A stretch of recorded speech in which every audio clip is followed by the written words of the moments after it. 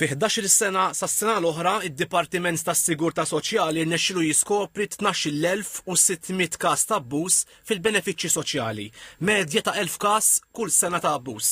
F'dal perjodu inġabru u ġew frankati mill-Kaxxa ta' Malta b'kemm jiswew 56 miljun euro.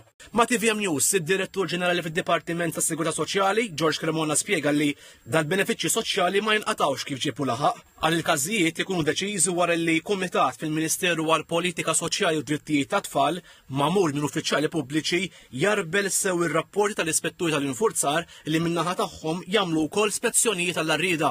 Id-Dipartiment hekk kif tidħol l-applikazzjoni jiskrutinizza dik l-applikazzjoni ma' informazzjoni f'dipartimenti differenti fil-gvern sabiex inkunu ċerti illi l-informazzjoni li jkun ta' il-persuna tkun veritiera.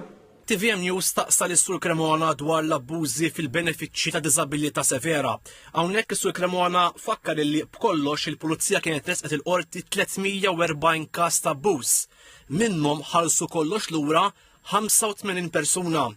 Il-maġġoranza tagħhom 225 qed iħallsu bin-nifs u 30 minnhom għadu qiegħed isus warahom id-Dipartiment tas-Sigurtà Soċjali. L-ammont totali li se jkun inġabar huwa ta' 6.8 miljun euro.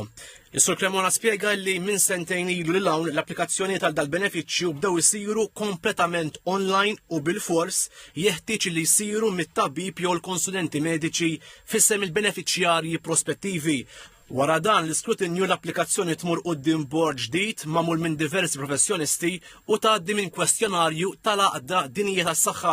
Hekk kif id-deċiżjoni online ukoll tal-Interprofessional Board tiġi meħuda, dik terġa' tgħaddi għand id-Dipartiment tas-Sigurtà Soċjali għand is-sezzjoni konċernata u sussegwentament toħroġ iċ-ċaħda jew inkella l-award ta' dak il-benefiċċju ta' diżabilità. Il-flus kollha li jinġabru lura jew ġew ifrankati jiġu investiti benefiċċji oħrajn. Bħal pereżempju il-carers allowances, bħal pereżempju żidiet fil-pensjonijiet, bħal pereżempju l-work benefit, il-making work pay policies, it-tapering tal-benefiċċji. Tenna l-impenn tal-Ministeru għal Politika Soċjali u Drittijiet tat-Tfal għal iktar investimenti sabiex ikomplu jitrasnu l-abbużi u l-benefiċċji soċjali imorru għand min vera għandu bżonnhom.